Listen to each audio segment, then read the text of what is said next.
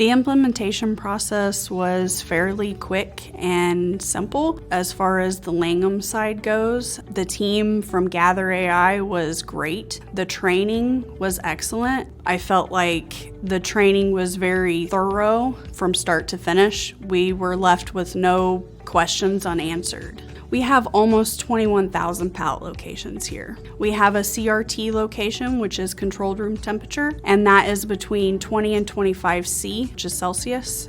Stays right around 72 degrees Fahrenheit. Then we have a cooler space, which is 2 to 8 Celsius, which stays right around 42 degrees Fahrenheit. Then we have a freezer location, which is minus 20 degrees Celsius, which is minus 4 degrees Fahrenheit. In the CRT space, we have about 9,500 pallet locations. The cooler, we have about 10,500 pallet locations, and then the freezer, about 800. We currently are using the drone in the CRT space and the cooler space.